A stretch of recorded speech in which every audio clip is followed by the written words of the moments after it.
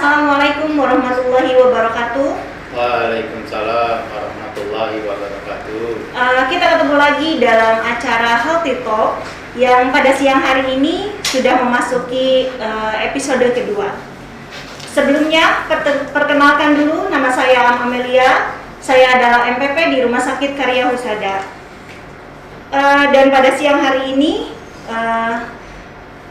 tema Healthy Talk hari ini adalah mengangkat tema tentang urologi yang akan dipaparkan oleh Dr. Daru Putni, spesialis urologi. Saya panggil Dr. Daru aja ya, Dok? Boleh. Dr. Daru ini adalah dokter spesialis urologi di Rumah Sakit Karya Husada. Selamat siang, Dok. Siang. Sehat ya, Dok? Alhamdulillah. Hari ini kita akan membahas tentang urologi, Dok. Di luaran sana saya yakin masih banyak yang awam, apa sih itu urologi gitu, Dok. Jadi siang hari ini silakan, Dok, dijelaskan tentang apa itu urologi. Nah, itu memang itu pengalaman pertama saya mulai kerja itu, pasien itu langsung bertanya, apa sih urologi itu? Karena kalau bagian lain, dokter bedah, jelas namanya bedah, dokter anak, dokter kandungan, dokter THT, dokter mata, itu jelas semua, tapi urologi itu apa? Nah, itu jadi pertanyaan tuh. Jadi urologi itu cabang ilmu kedokteran yang mempelajari sistem saluran kencing di tubuh manusia, baik laki-laki maupun perempuan. Nah, organnya itu, organ besarnya meliputi dari ginjal, ureter, saluran ginjal itu, kandung kencing gitu. Kalau laki-laki ada prostat. Nah, namun seperti itu. Jadi khusus yang menangani saluran perkemihan ya, Dok? Perkemihan. Nah, Dok, terkait dari urologi ini, jenis penyakit yang termasuk ke dalam urologi itu sendiri apa aja, Dok? Oke. Dari penyakit saluran kencing itu ya, pengalaman saya yang paling banyak nomor 1 itu pembesaran prostat. Nah, prostat itu karena ya memang penyakit usia ya, jadi lambat laun laki-laki pasti akan kena prostat. Namun tentunya ada yang bergejala, ada yang tidak bergejala. Nomor 1 prostat. Yang kedua batu saluran kencing. Batu saluran kencing. Yang ketiga infeksi. Yang keempat tumor. Kelima itu yang lain-lain, misalkan ada kelainan dari anak kecil seperti fimosis atau memang kelainan bawaan kongenital, itu lain-lain, tapi jarang memang. Tetap 3 terbesar itu prostat, kedua batu saluran kencing, 3 itu infeksi. Berarti selama di Rumah Sakit Karya Husada ini 3 penyakit itu, Dok, yang sering dokter tangani, yang paling banyak gitu ya, Dok? Termasuk tumor yang nomor 4, tapi paling sering itu nomor 1, 2, 3. Kemudian, Dok, untuk gejalanya sendiri, untuk penyakit yang terkait dengan urologi itu ada gejala khususnya nggak, Dok? Ya, semua penyakit pasti ada gejalanya ya, dan gejalanya itu pun juga sudah khas gitu. Dari yang nomor 1 dulu ya, prostat itu ya penyakit laki-laki yang biasanya mengenai pada usia 55 tahun ke atas. Oh, jadi udah usia. Jadi prostat itu membesar. Nah, kalau prostat itu membesar, maka timbul tuh gejala dari sumbatan dari saluran kencing. Nah, yang pertama pasien akan mengeluhkan sering kencing, Dok. Jadi baru kencing, nanti setengah jam lagi kencing lagi. Itu yang khas tuh. Oh, yang khasnya, Dok. Nah, terus yang kedua, pasien sering kebangun kencing di malam hari. Dok, saya jadi kurang tidur nih, Dok, karena baru kencing, nanti kebangun lagi kencing. Itu yang kedua. Yang ketiga, karena beberapa pasien itu harus mengeden kalau kencing itu. Ya, selain ngeden, terus kadang ada yang saking kebeletnya itu belum sampai kamar mandi udah ngompol dia. Nah, itu paling sering tuh gejala-gejala dari pembesaran prostat. Kasus yang ekstrim, pasien itu sudah tidak bisa kencing sama sekali. Waktu dia mau kencing tapi nggak ada yang keluar, jadi pasiennya kesakitan tuh. Nah, kalau yang seperti itu harus cepat-cepat ke IGD untuk dipasang selang kencing. Nah, itu yang pertama, itu prostat ya, paling sering. Yang kedua, batu di saluran kencing. Nah, orang sering mikir kalau nyeri pinggang itu, wah, ini ada masalah sama ginjal gitu ya, Dok. Atau ada batu nih jangan-jangan gitu. Sebenarnya enggak juga. Nanti tapi ada tanda khas kalau itu antara batu penyebabnya atau itu masalah dari otot atau saraf terjepit gitu. Nah, paling sering itu batu itu yang nyeri pinggang. Nah, nyeri pinggang. Nyeri pinggang, tapi nyeri pinggangnya beda. Dia itu ada disertai penjalaran. Nah, kalau batu di saluran ginjal, nanti nyerinya dari nyeri pinggang sini menjalar dia sampai perut depan, gitu.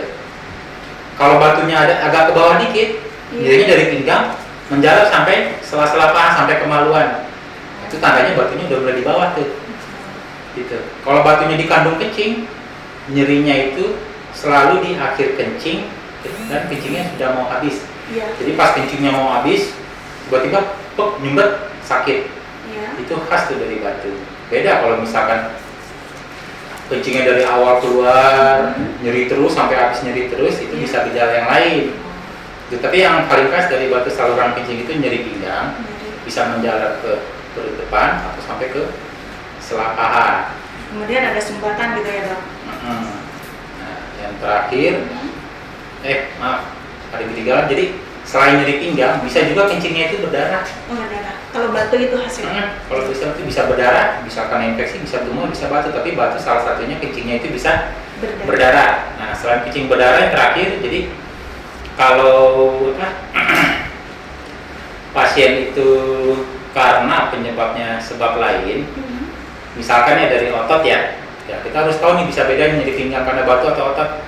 Kalau otot itu nyerinya selalu dipengaruhi perubahan posisi.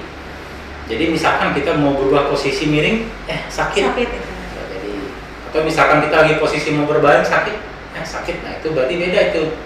Karena kalau batu itu nyerinya ya konstan, bisa nyeri terus-terusan sampai kontraksi di saluran ginjalnya itu berhenti. Kalau karena otot saraf, ya gitu, perubahan posisi. Oke. Nah itu berarti. Nah terkait ini dok, untuk mengobati penyakit urologi ini, kapan pasien harus menghubungi dokter atau kapan pasien bisa untuk mengurangi sakitnya sendiri di rumah gitu dok?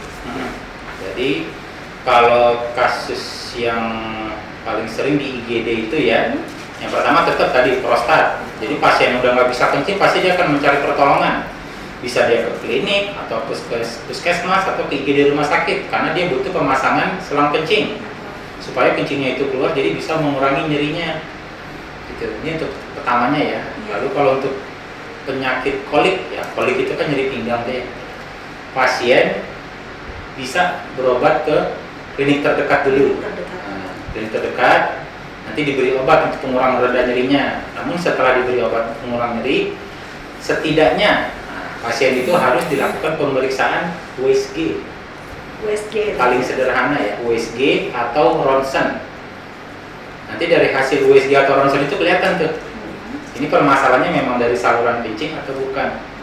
Misalkan dari USG terkonfirmasi ada batu, langsung kita konfirmasi lanjutkan dengan ronsen BNO. Jadi di sana akan kelihatan tuh batunya. Nah, letak batu itu yang letak batu, ukuran batu ini akan menentukan bisa diobatin atau enggak, harus dioperasi atau enggak, bisa dioperasi teropong atau operasi dibelai. Nanti jadi hasil USG atau ronsen itu yang menentukan tindakan lanjutan dari pasien itu. Kemudian untuk di Rumah Sakit Karya Husada ini sendiri dok, tindakan apa yang bisa dilakukan untuk pasien-pasien urologi? Oke. Jadi urologi itu kelebihannya dibanding bagian yang lain ya, kan sebenarnya kan tumpang tindih ya, bedah urologi atau bedah anak, bedah plastik gitu ya. Nah, urologi itu lebih mencondongkan itu cara operasinya. Urologi itu operasinya bisa dengan alat endoskopi. Endoskopi itu jadi melakukan operasi tanpa perlu sayatan. Tidak perlu pembedahan gitu ya? Tidak perlu pembedahan. Jadi bisa dengan menggunakan kamera teropong. Misalkan tadi prostat ya. Jadi prostat itu tidak selalu harus dioperasi di belek. Kalau dulu sebelum ada urologi ini harus di belek namanya. Namun kalau zamannya sekarang itu sudah ada urologi, jadi bisa dengan teropong. Nah dengan teropong itu jadi dimasukin tuh alat kamera ke lubang saluran kencing pasien itu, lalu prostat itu dikerok dari dalam. Nah tindakannya pun juga relatif cepat dan aman. Lebih aman gitu ya dok? Ya, apalagi kan pasien prostat kan yang pasien sudah lanjut usia, jadi pasien kan takut, aduh dok saya udah tua, kalau dioperasi takut ada apa-apa. Nah itu bisa membantu pasien itu meringankan kekhawatirannya. Karena dengan diteropong, perawatan ruangan lebih singkat, tingkat kesembuhan pasien lebih cepat gitu. Jadi pasien itu akan merasa, oh sudah selesai operasinya, oh, nggak perlu ada lepas-lepas jahitan gitu, nggak perlu. Ya, prostat bisa diteropong, batu saluran kencing juga bisa diteropong. Ya, misalkan ada batu di saluran, sama diteropong, ditembak dari dalam, pecah, selesai. Beda kalau dulu dibelek sayatan di sini sampai 15 cm, perawatannya lama, terus nanti di poli harus lepas jahitan lagi, rawat lama lagi. Nah, namun kalau dengan adanya alat endoskopi ini ya, alhamdulillah sudah tersedia di Karya Husada.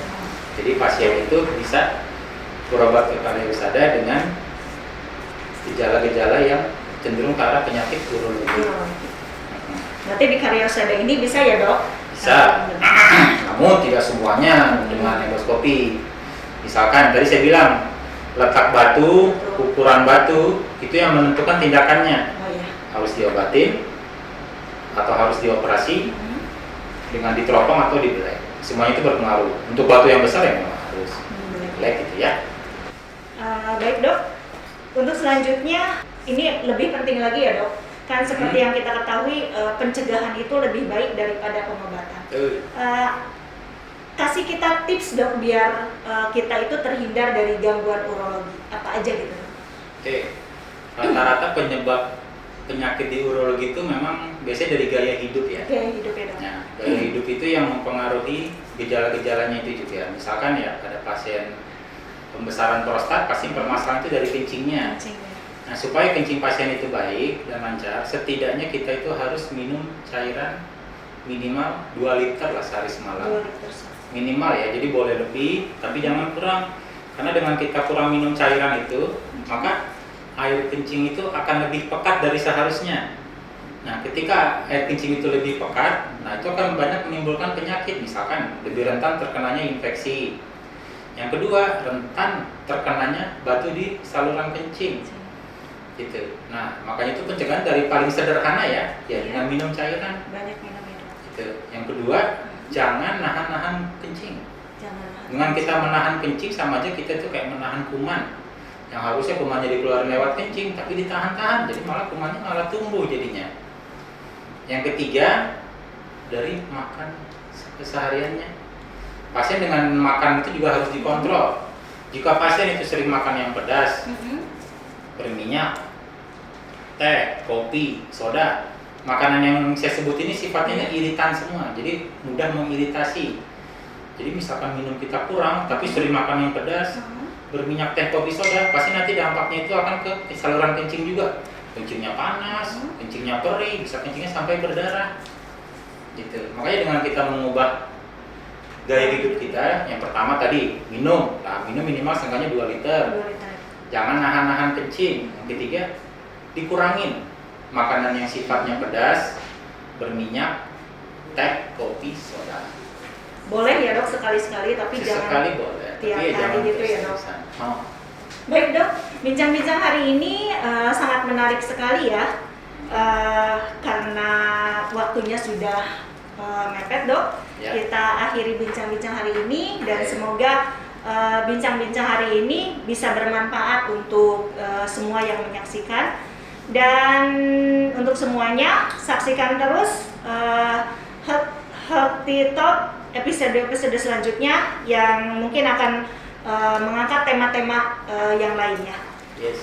Demikian bincang-bincang hari ini saya akhiri. Terima kasih dokter. Sama-sama. Wassalamualaikum warahmatullahi wabarakatuh. Waalaikumsalam warahmatullahi wabarakatuh.